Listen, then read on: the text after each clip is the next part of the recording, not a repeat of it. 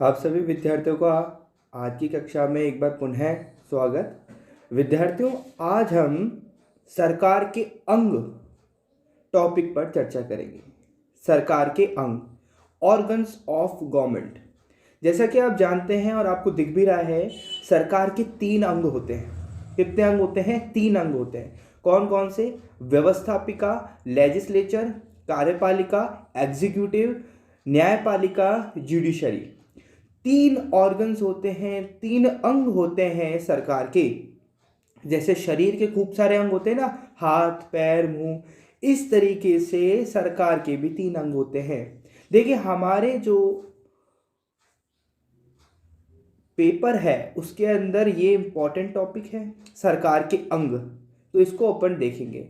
आज अपन इस वीडियो के अंदर व्यवस्थापिका को बहुत अच्छे ढंग से समझने वाले हैं। ठीक है, पूरा टॉपिक कंप्लीट करेंगे, लेकिन उससे पहले मैं आपको सरकार के अंगों की भूमिका बता देता हूं थोड़ी सी। ठीक है, तो व्यवस्थापिका के अंदर हमें ये 4 पॉइंट पढ़ने हैं। पहला, व्यवस्थापिका क्या है। दूसरा, व्यवस्थापिका का महत्व क्या है। व्यवस्थापिका का कार्य क्या है, और व्यवस्थापिका का संगठन कैसे होता है। ये 4 प्रश्न आज की वीडियो में अपन कंप्लीट करेंगे और व्यवस्थापिका को कंप्लीट करेंगे। अगर आप इस वीडियो को पूरा देखते हैं तो आज आपका एक टॉपिक कंप्लीट होगा, व्यवस्थापिका। अब बात करते हैं कार्यपालिका की। तो कार्यपालिका क्या है, कार्यपालिका का महत्व, कार्यपालिका के प्रकार, कार्यपालिका का कार्य और कार्यपालिका के गुण। ये 5 टॉपिक कार्यपालिका के एक सेपरेट वीडियो में अपन कंप्लीट करेंगे। न्यायपालिका में न्यायपालिका क्या है, न्यायपालिका का महत्व, न्यायपालिका की स्वतंत्रता, इस पर चर्चा करेंगे। प्रश्न बिल्कुल यहीं से उठकर आता है कि भाई व्यवस्थापिका का महत्व बताइए। तब आप क्या करेंगे, तो आपको पता होना चाहिए व्यवस्थापिका का महत्व क्या है। तो आज के इस वीडियो में आपको उद्देश्य मालूम चल गया होगा। आज की इस वीडियो का उद्देश्य क्या है? सरकार के अंगों पर चर्चा करना, और उसमें भी खास तौर पर व्यवस्थापिका पर चर्चा करना। क्या उद्देश्य मालूम पड़ा? बोले हाँ। चलिए अब शुरुआत करते हैं अपन व्यवस्थापिका की।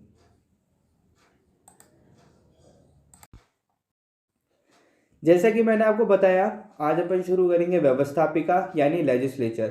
व्यवस्थापिका के अंदर अपन मुख्यतः व्यवस्थापिका क्या है, व्यवस्थापिका का महत्व, व्यवस्थापिका का कार्य और व्यवस्थापिका का संगठन यानी व्यवस्थापिका कैसे बनती है इस पर अपन चर्चा करेंगे।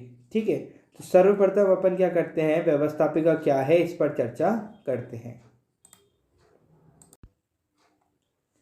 व्यवस्थापिका क्या है, तो बड़े ही आसान आसान शब्दों में समझाते हैं आपको कि सरकार का वह अंग है जो कानून निर्माण करता है, व्यवस्थापिका कहलाता है। व्यवस्थापिका सरकार का वह अंग होता है जो कानून निर्माण करता है, लॉ मेकिंग, है ना। कानून का जो निर्माण करता है सरकार का, वो कौन सा अंग है जो कानून का निर्माण करता है? तो नाम निकल कर आएगा व्यवस्थापिका। व्यवस्थापिका जो है वो व्यवस्थाओं का निर्माण करता है। व्यवस्था यानी कानून का, नाम से भी आप समझ सकते हो। तो व्यवस्थापिका मतलब कानून निर्माण संबंधी कार्य जो करता है, जो विभाग कानून संबंधी कार्य करता है, उसे क्या कहते हैं? व्यवस्थापिका कहते हैं। समझ में आ गया व्यवस्थापिका क्या है? तो सरकार का वह अंग है जो कानून का निर्माण करता है, व्यवस्थापिका कहलाता है। बोले ठीक है। चलिए, क्या सिर्फ इसका यही काम होता है? हाँ, पूरे देश के अंदर एक व्यवस्थापिका का सिर्फ कानून निर्माण करने का ही काम होता है क्या? बोले नहीं, और भी काम होते हैं। बोले कौन कौन से? बोले नीचे लिखे हुए हैं कि व्यवस्थापिका कानून निर्माण के साथ साथ प्रशासन की नीति निर्धारण करती है। प्रशासन जो होता है ना, एडमिनिस्ट्रेशन, उसकी नीतियां भी निर्धारण करती है, यानी उसके कामों की भी परीक्षा करती है, यानी वो कैसे काम कर रहे हैं उसकी जांच भी करती है ना। फिर तथा संविधान में संशोधन का कार्य भी करती है, और संविधान में संशोधन यानी जो आपका कॉन्स्टिट्यूशन है उसमें संशोधन, अमेंडमेंट करने का काम भी करती है, उसको परिवर्तित करने का काम भी व्यवस्थापिका करती है। हालांकि वो अलग अलग देशों के अंदर होता है, अलग अलग प्रक्रिया द्वारा, उसको भी अपन समझेंगे। लेकिन मुख्य तरह व्यवस्थापिका क्या है, अगर ये प्रश्न आता है, वैसे आएगा नहीं ये प्रश्न, क्योंकि बहुत आधारभूत प्रश्न है ना, सबको पता होता है। इसको आपको लिखना है एक बड़े प्रश्न के अंदर, ठीक है। तो व्यवस्थापिका क्या है, ये 2 पॉइंट से आपको समझ में आ जाएगा। यहाँ पर हमने इसको इमेज के थ्रू भी समझाया कि लॉ यानी कानून निर्माण करती है, एडमिनिस्ट्रेशन यानी प्रशासन का काम करती है, और कॉन्स्टिट्यूशन, भारत का कॉन्स्टिट्यूशन है ये, इसमें भी अपन क्या करती है, अमेंडमेंट करती है, संशोधन करती है। क्या आपको व्यवस्थापिका क्या है कंप्लीट हुआ? चलिए अब अपन आगे बढ़ते हैं। यहाँ रुककर मैं आपसे एक बात कर लेता हूँ। अगर आपको ये जो पूरा पीडीएफ चाहिए, ये जो भी हम समझा रहे हैं इसके नोट्स चाहिए, तो आप हमसे टेलीग्राम और व्हाट्सएप ग्रुप पे जुड़ सकते हैं। वहाँ पर इस तरीके की तमाम पीडीएफ्स और नोट्स आपको अवेलेबल हो जाएंगे, ठीक है। तो आप हमसे जुड़ सकते हैं। और लिंक कहाँ से मिलेगा आपको? एक तो डिस्क्रिप्शन बॉक्स में डल जाएगा लिंक, और एक कमेंट बॉक्स में डल जाएगा, ठीक है। तो आप हमसे वहाँ पर जुड़ सकते हैं। व्यवस्थापिका के कार्य, जब आप व्यवस्थापिका क्या है इसको समझ लेते हैं, तो अब सेकंड पॉइंट आता है व्यवस्थापिका के कार्य। तो व्यवस्थापिका के क्या कार्य हैं? देखो 5 कार्य हैं जिनको अपन को समझना है। पहला, कानून निर्माण संबंधी कार्य, ठीक है। क्या करती है? सबसे पहला काम तो इसका क्या है? कानून निर्माण संबंधी कार्य, यानी लॉ मेकिंग रिलेटेड वर्क, है ना। कानून निर्माण संबंधी कार्य, कानून को बनाना। दूसरा, संविधान संशोधन, संविधान में संशोधन करना।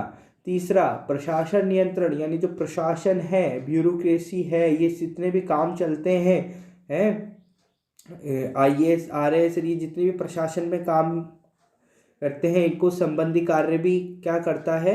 व्यवस्थापिका करते हैं। क्या कौन कौन से कार्य होते हैं वो भी डीप में समझेंगे। निर्वाचन संबंधी कार्य, यानी ये नियुक्ति भी करता है, निर्वाचन भी करता है। भाई तू इस वाले पद पर बैठ, तू इस वाले पद पर बैठ, ये कुछ काम देखिए डायरेक्ट रूप से नहीं होता ये, फिर भी व्यवस्थापिका को ये काम दिया जाता है।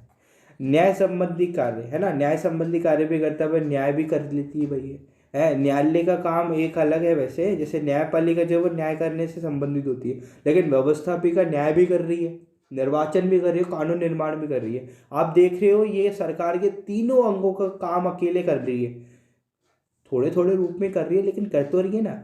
इसका मतलब क्या समझ सकते हो आप, कि सरकार के तीनों अंगों में से सबसे महत्वपूर्ण अंग जो है वो है व्यवस्थापिका।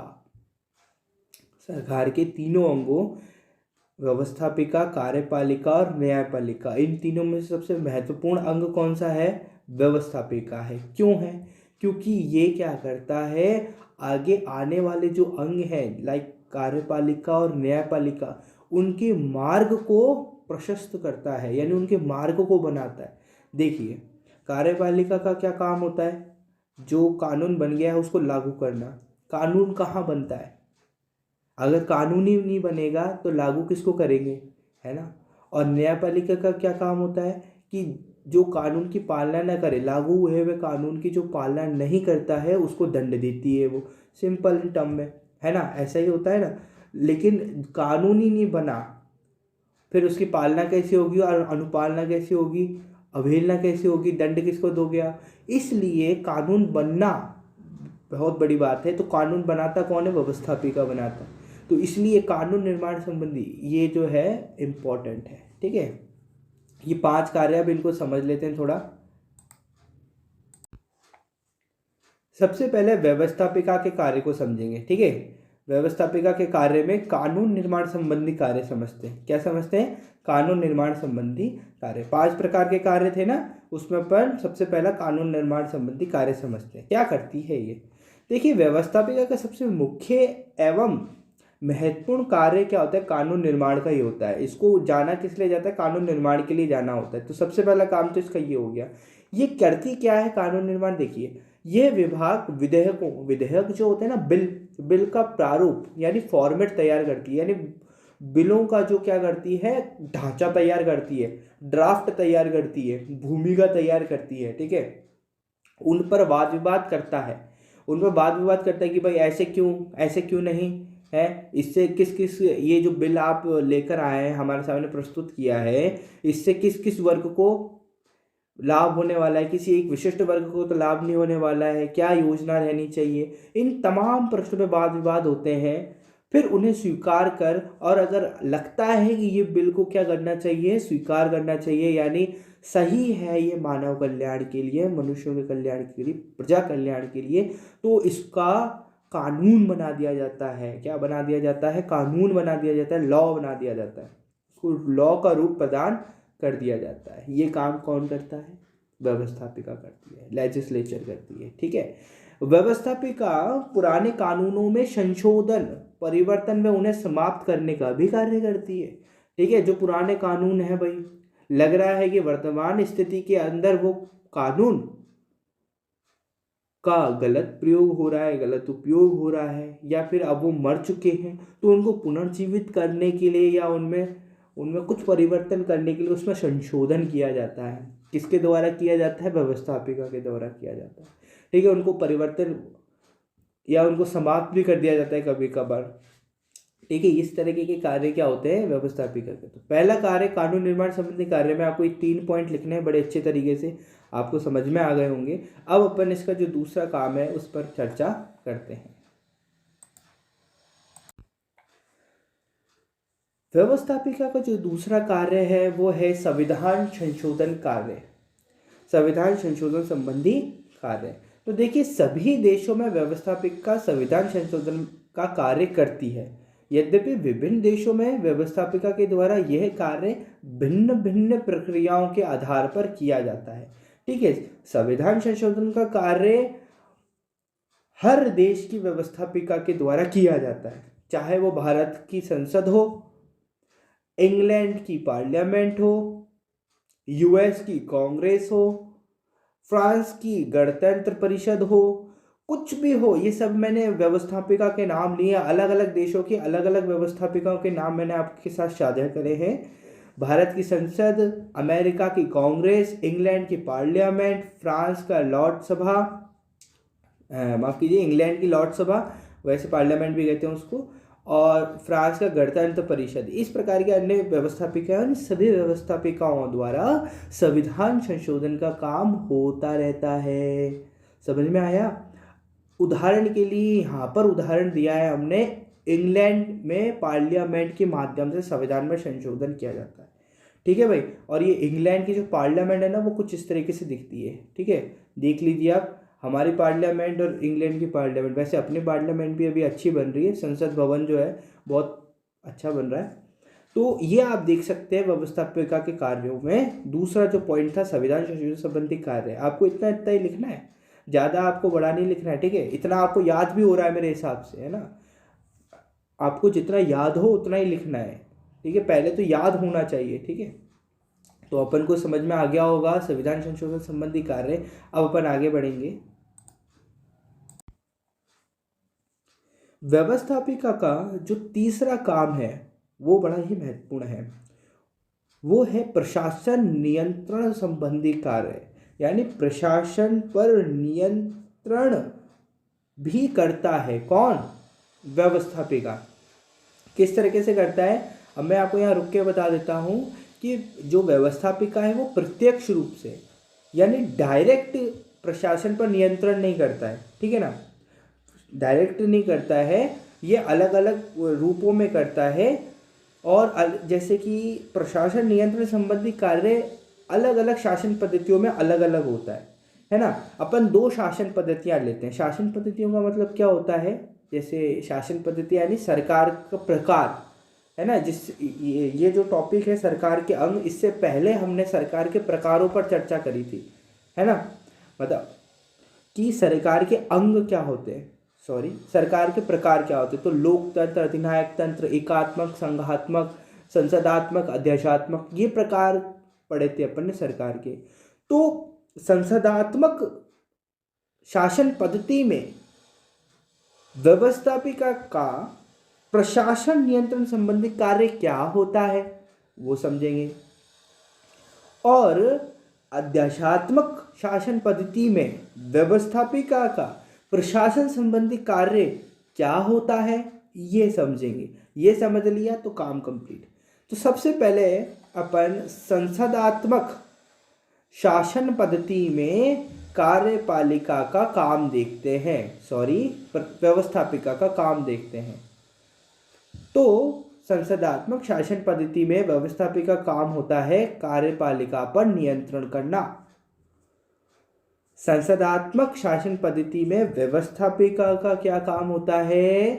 कार्यपालिका पर नियंत्रण करना, यानी कंट्रोल ऑन एग्जीक्यूटिव। अच्छा, ये जो व्यवस्थापिका है किस प्रकार से कार्यपालिका पर नियंत्रण करती है? वो कौन कौन से बिंदु होते हैं जिससे वो क्या करती है? कार्यपालिका पर नियंत्रण करती है व्यवस्थापिका। तो अगर मान लीजिए कोई बिल या कुछ कानून वानून लाया गया तो व्यवस्थापिका एकदम नियंत्रण करना चाहेगी उस पर कि भाई कैसे क्या है, तो वो प्रश्न के माध्यम से करेगी। ठीक है, सबसे पहले वो प्रश्न पूछेगी, फिर अगर समझ में नहीं आता है, उसको संतुष्ट नहीं होती वो उत्तर से, तो वो पूरक प्रश्न भी कर सकती है। स्थगन प्रस्ताव यानी एडजर्नमेंट मोशन, यानी कुछ समय के लिए वो उस बिल को या उस कानून को क्या कर देगी? स्थगित भी कर सकती है। ये नियंत्रण भी कर सकती है कि अभी हमें कुछ समझ में नहीं आ रहा है, आप जो हमारे को कह रहे हैं आप उसको थोड़ा अलग कीजिए। ठीक है, स्थगन प्रस्ताव, अभी हम इस पर स्थगन प्रस्ताव लगाते हैं।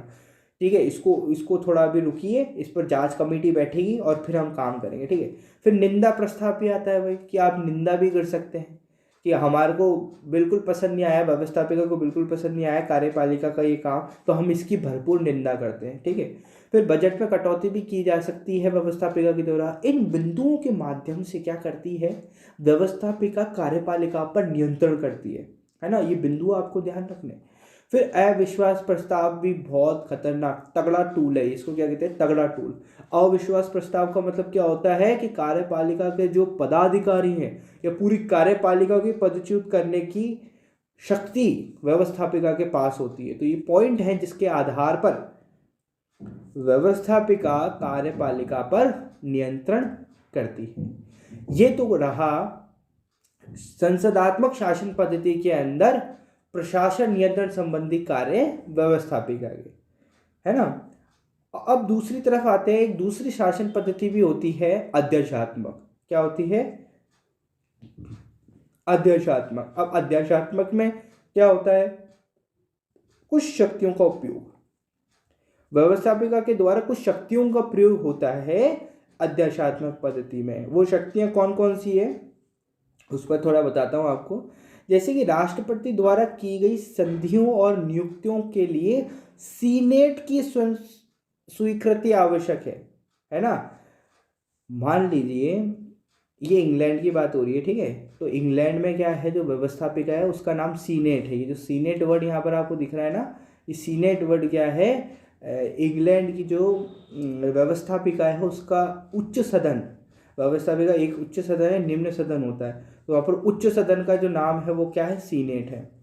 चलिए, तो आप इसको मुख्यतः व्यवस्थापिका के उसमें समझिए भूमिका में, कि राष्ट्रपति जो भी संधियाँ करता है, यानी जो भी वार्तालाप या संधियाँ होती है वो करता है, या कोई भी नियुक्ति करता है, नियुक्ति यानी कोई भी जो पद पर किसी को बैठाता है, उसके लिए इससे पहले उसको क्या करना पड़ेगा? सीनेट की स्वीकृति प्राप्त करनी होगी। अगर सीनेट कहता है कि हाँ आप ये काम कर सकते हैं तो आप ये काम कर लेंगे, वो कहता है अगर आप ये काम नहीं कर सकते तो आप ये काम नहीं कर सकते। इस प्रकार से नियंत्रण करता है प्रशासन पर। प्रशासन मतलब अधिकारियों का खेल, सारा अधिकारियों का खेल है प्रशासन के अंदर। तो प्रशासन संबंधी नियंत्रण देख लीजिए आप, व्यवस्थापिका क्या कर रही है? राष्ट्रपति द्वारा जो भी संध्या और नियुक्ति होती है उससे पहले उसको सीनेट से क्या करनी पड़ती है? मंजूरी लेनी पड़ती है कि साहब जी ये यहाँ पर मैं इसको नियुक्त कर लूँ क्या, ये वाली संधि कर लूँ क्या? बोला जा बेटा कर ले। है कौन बोलता है? व्यवस्थापिका कहती है। ठीक है, इस तरीके से आप समझ सकते हैं थोड़ा, है ना। अब दूसरा पॉइंट क्या है कि सीनेट द्वारा जांच समितियों की नियुक्ति, जिसके माध्यम से प्रशासन का परीक्षण किया जा सके। ओ भैया, ये तो और भी खतरनाक है। अध्याशात्मक जो व्यवस्था है, अध्याशात्मक शासन पद्धति है, इसके अंदर क्या होता है? अध्याशात्मक शासन पद्धति के अंदर क्या होता है भाई? अध्याशात्मक शासन पद्धति के अंदर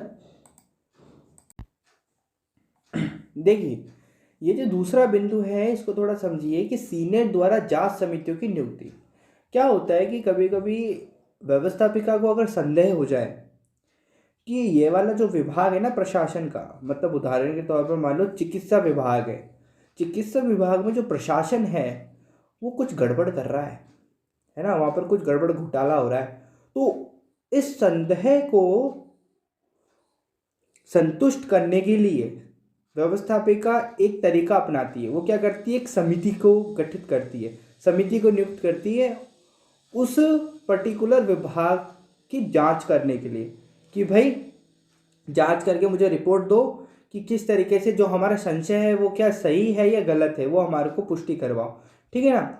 तो ये भी ताकत है, ये भी काम करती है कौन, व्यवस्थापिका। व्यवस्थापिका ये कार्य भी है कि वो क्या करती है, नियुक्ति संबंधी कार्य भी करती है ना, समिति का निर्माण भी करती, किस लिए, जांच के लिए, परीक्षण के लिए, माध्यम से प्रशासन का परीक्षण करती है, ठीक है। आशा करता हूँ प्रशासन नियंत्रण संबंधी आपको कार्य समझ में आए होंगे। अब नेक्स्ट बढ़ते हैं आगे।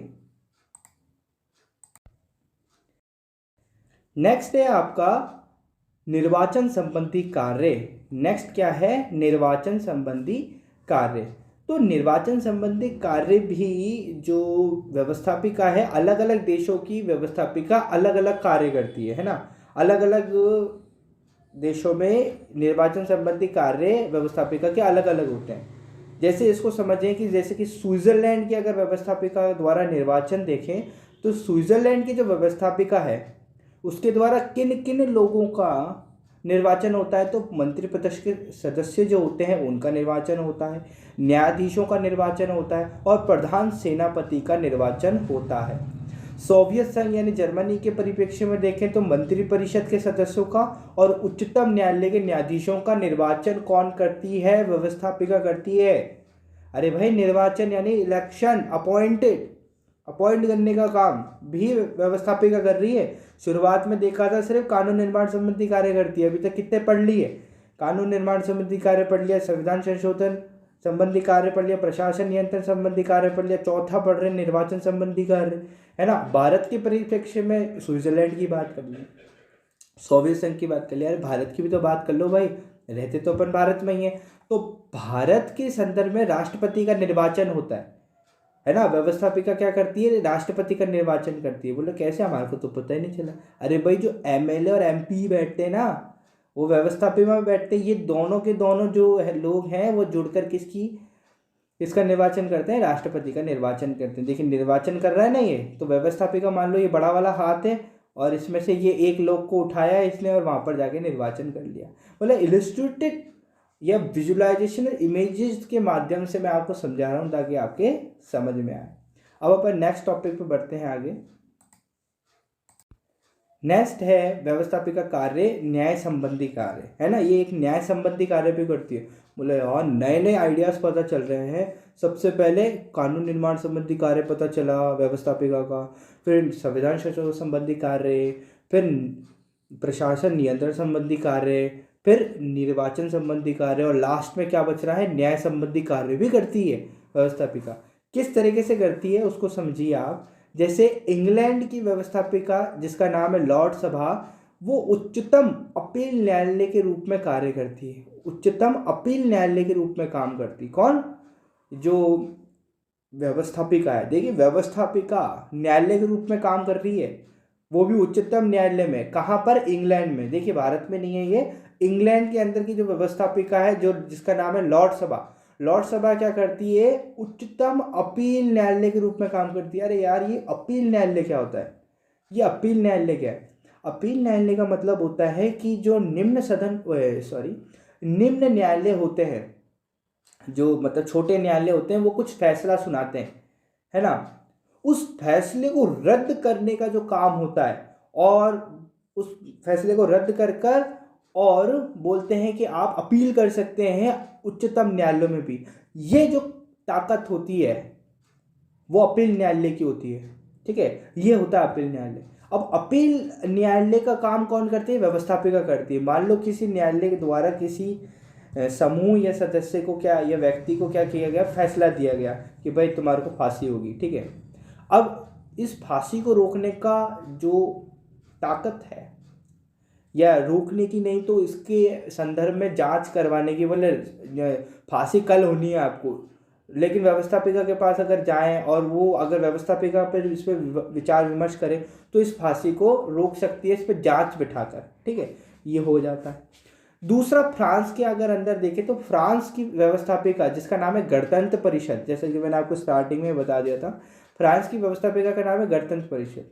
तो ये कार्यपालिका के उच्च पदाधिकारियों पर महाभियोग लगाने का अधिकार है इस पर। देखो, महाभियोग हम जानते हैं कि सिर्फ न्यायपालिका लगा सकती है, ठीक है, महाभियोग का जो अधिकार है वो किसको है, अपने न्यायपालिका को, लेकिन व्यवस्थापिका भी ये काम कर रही है। फ्रांस की व्यवस्थापिका जिसका नाम है गणतंत्र परिषद, वो क्या करती, कार्यपालिका के जो उच्च पदाधिकारी हैं, यानी अपने परिप्रेक्ष्य में देखें तो प्रधानमंत्री, कार्यपालिका के उच्च पद, मतलब जो प्रधानमंत्री, प्रधान मतलब सबसे ऊंचा मंत्री, कौन, प्रधानमंत्री, और नाम ही ऐसा है यार, नरेंद्र मोदी जी आप सुन लो, ठीक है। तो कार्यपालिका के उच्च पदाधिकारी को महाभियोग यानी इम्पीचमेंट मतलब होता है पदच्युत करना, पद से हटाने का अधिकार भी व्यवस्थापिका को है। इसी प्रकार अमेरिका की कांग्रेस और भारत की संसद भी करती है ना। जो अपने अमेरिका की कांग्रेस व्यवस्थापिका है और भारत की संसद व्यवस्थापिका है, वो भी महाभियोग लगाने का काम करती है। तो आज की वीडियो में अपन इतना ही देखते हैं। अपन ने पूरी व्यवस्थापिका को कंप्लीट कर लिया, हर एक पॉइंट पर विस्तृत रूप से चर्चा करी। वीडियो पसंद आता है वीडियो को लाइक करें, ज़्यादा से ज़्यादा अपने सभी दोस्तों के साथ शेयर करें, अपने Instagram story, WhatsApp status, Facebook और जो भी आप सोशल मीडिया है यूज़ करते हैं उस पर शेयर कीजिए ज़्यादा से ज़्यादा। जो नीडी विद्यार्थी आवश्यक है जिनको, उनसे साझा करिए, ठीक है। तो लाइक और कमेंट करा करें ताकि अच्छा लगता है, प्रोत्साहन मिलता है, ठीक है। और किसी भी प्रकार का अगर आपको टिप्पणी करनी है, अच्छी हो, बुरी हो, पॉजिटिव हो, नेगेटिव हो, मेरे को कोई फ़र्क नहीं पड़ता। मेरे लिए सिर्फ ये सराहनीय है कि आपने लाइक किया और कमेंट किया, ये मेरे लिए बहुत सराहनीय है, ठीक है। तो आप ये एक काम करके जाइए, इससे मैं, आप जो मुझे थैंक्स कहते हैं ना, वो थैंक्स प्रकट कीजिए, अभिव्यक्त कीजिए, किसके माध्यम से, कमेंट और लाइक और सब्सक्राइब के माध्यम से, ठीक है। अगर आपको मुझे थैंक्स कहना है तो, अगर आपको कोई फ़ायदा या प्रॉफिट पहुंचा हो तो, वैल्यू मिली हो तो आपको, ठीक है। तो आज की वीडियो में इतना ही, धन्यवाद, गॉड ब्लेस यू, हरे